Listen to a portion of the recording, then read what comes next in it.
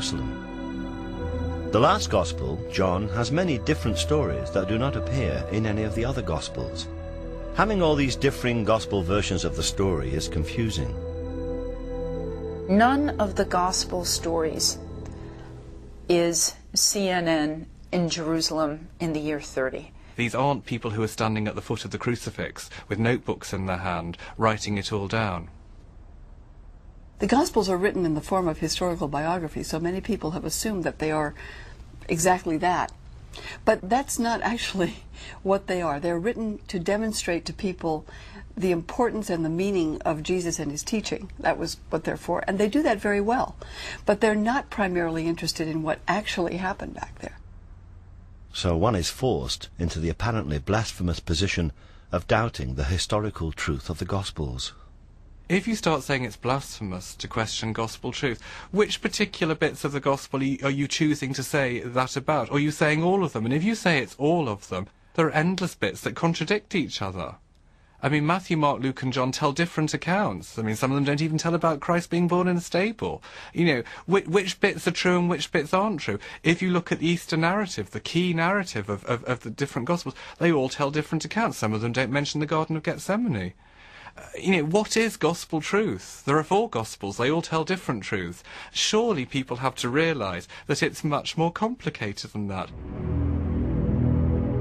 These complications have led many modern scholars to suggest that the Gospel stories were not written to tell of a miraculous event, but that they were written with an entirely different and political motive.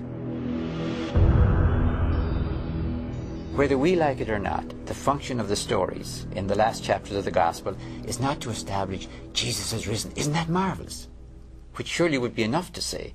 But Jesus has risen, of course. But to whom did Jesus speak? And whom did Jesus put in charge?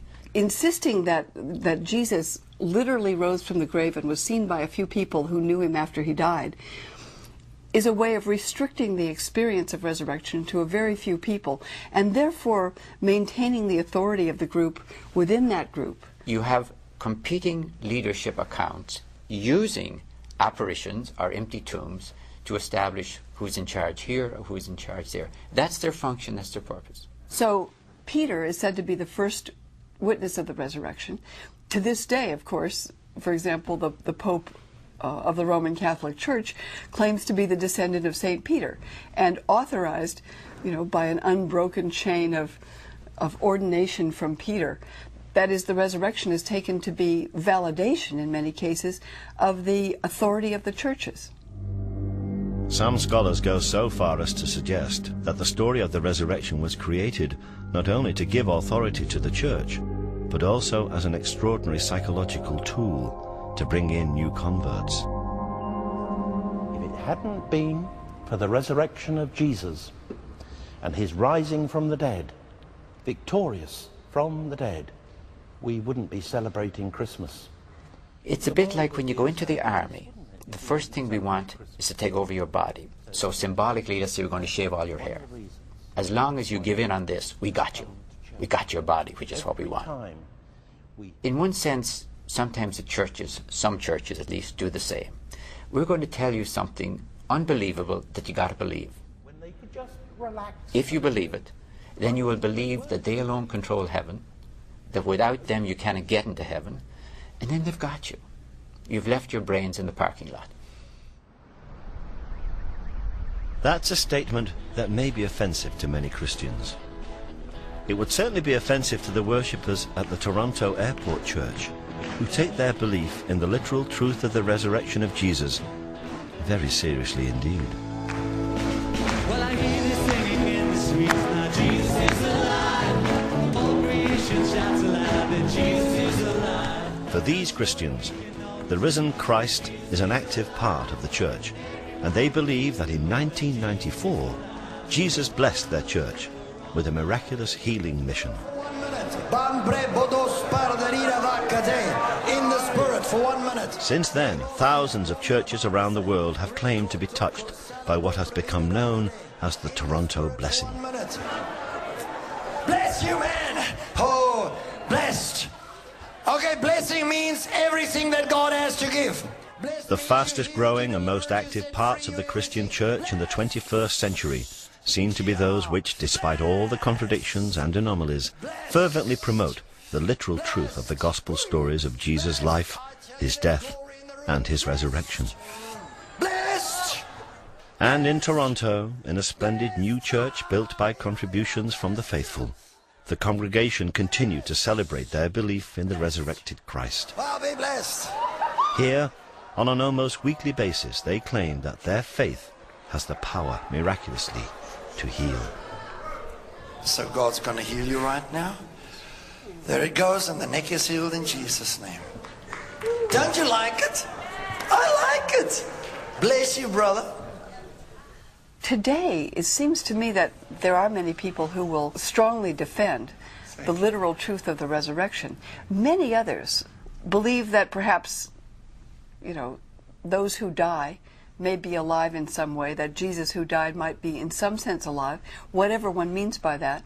And there are many others who take it as an image of hope, because after all, talking about the resurrection of Jesus has a great deal to do with what we think about life after death, or for that matter, our own prospects.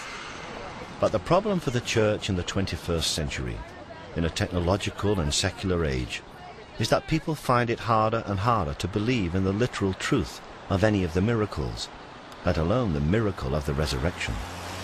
Since the 18th century, we've lived in a climate where people have distinguished between faith and belief. So the whole effect of science on religion really has been to throw religion back, to prove what we can believe in.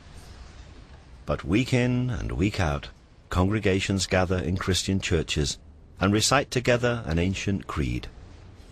From the Latin word credo, meaning I believe. We believe in one God, the Father, the Almighty. We believe in one God, the Father, the Almighty. For our sake. At the climax of the creed, all Christians affirm their belief in the resurrection. He suffered death and was buried. On the third day he rose again. In accordance with the Scriptures. He ascended into heaven and is seated at the right hand of the Father. He will come again in glory to judge the living and the dead. But whatever is said in church, many modern Christian theologians no longer consider the resurrection to be an historical fact. And it's not just a 21st century problem, that there are differences between what the church wants us to believe and what people actually do believe. Look for the resurrection of the dead. 1,000 years ago, a group of devout Christians also held unorthodox views. There have certainly down the ages been people within the bosom of Christianity who have had problems with the whole idea of resurrection and Christ's death and resurrection. If you look at the Cathars believed that the world was the creation of the devil, that it was irredeemably evil, everything about it was bad. So therefore they had great difficulty with believing the idea that Jesus would come here as a man anyway. Why would he want to come to this terrible place? But what they certainly had a problem with, why on earth would he be resurrected? Why would he want to come back to this earth?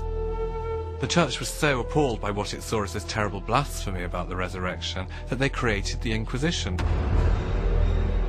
Off it went to the Cathars to the south of France, and it gouged out their eyes, it stretched them on racks, it burnt villages, it cut limbs off, and simply because it couldn't bear to hear people questioning these unquestionable truths as far as it was concerned. In 1244, the last 200 of the Cathars were rounded up and burned at the stake as heretics. The Inquisition went on to spend 300 years suppressing anyone who questioned either the concept of gospel truth or the historical accuracy of the resurrection.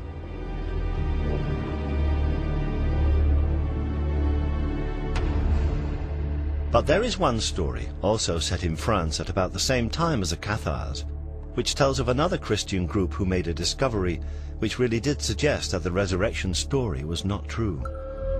And what they did was to hide the evidence. In the 13th century, this whole area was a stronghold of the Knights Templar, a strict military and religious order of warrior monks. Local historian Thierry Lecomte has spent the last 12 years uncovering the history of the Knights Templar in this region. Les Templiers, ils seraient venus dans la région parce qu'il y a des traces hein, notamment campagne, en revenant par ici, du côté de Serres, on a des traces. En bas derrière, en bas du château de Blanchefort, il y a des ruines de Favy, qui serait une ancienne commanderie templière.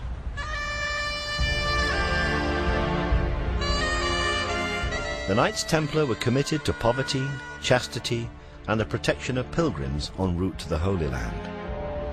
But their main purpose was to keep Jerusalem and the holy sites of Christianity free from the forces of Islam.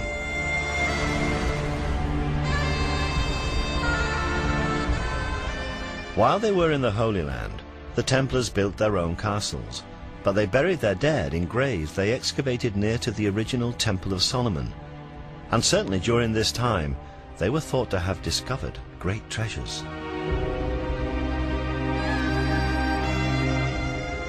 Eventually the Templars were forced to leave the Holy Land in 1186.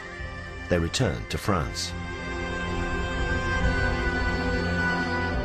Certainly the Templars remained powerful, rich, and incredibly secretive. So it's not surprising that people speculated about them, and there grew a legend that the Knights Templar had discovered Jesus' bones in Jerusalem, that they had brought them back to France and buried them somewhere near here.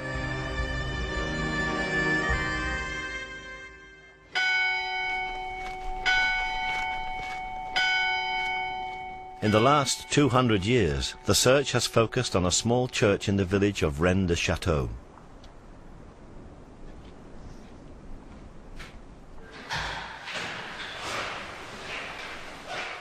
Modern scholars like Richard Andrews are convinced that there are clues here that might reveal what exactly the Templars did find during their excavations in Jerusalem. One can ask the question, did the Templars find relics, an ossuary full of bones, that they thought were possibly the bones of Jesus? Now, if they had found these, it would have been a shock to the system, because the Templars were good Christians. This would challenge the whole doctrine of resurrection, because here are mortal remains. So we ask the second question, why should the Templars risk being accused of heresy and bringing the bones that they thought were Jesus's back to this area? The answer is simple. If they had found something which they believed were the bones of Christ, they needed a safe location. You could hide a church in these mountains, let alone a small ossuary. You can get lost in these mountains today. Imagine what it was like 1,000 years ago. In the late 19th century, a local priest called Berenger Saunier claimed to have found ancient documents, and whatever they were, he certainly became very rich afterwards. Richard Andrews has found clues among these parchments, using elaborate geometry and transferring symbols from ancient paintings onto equally ancient maps, all in the hope of finding a Templar treasure trove. The clues that we found point to a map in the form of a hexagram, which is also known as the Seal of Solomon, but it is the Star of David. This map points to a specific site. Now we know that the priest, Berenger Saunier, became fabulously wealthy, but we are sure that he didn't actually find what he was looking for. We can deduce, perhaps, that Saunier received money from patrons to look for a location in the area that might reveal perhaps the bones of Christ. Whatever it is, we do know one thing for sure. The secret that Saunier was giving clues to was heretical. Saunier died in 1917 and took his secret with him to the grave. But that hasn't stopped enthusiasts like Thierry Lecomte from continuing to search on the basis of Richard's work and trying to solve the mystery.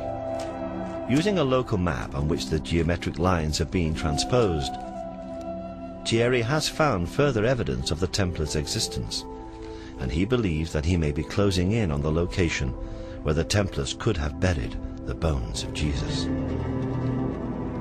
Là, vous avez le sommet du Cardou, là, où il y a deux cèdres. Ils sont espacés tous les deux à peu près il y a une dizaine de mètres. Ils font un alignement, on suit cet alignement, on traverse la vallée de Rennes-les-Bains, Et là, on arrive au plateau des Bruyères, où il y a un rocher, où il y a une croix, pile dans l'alignement des deux cèdres. J'ai traversé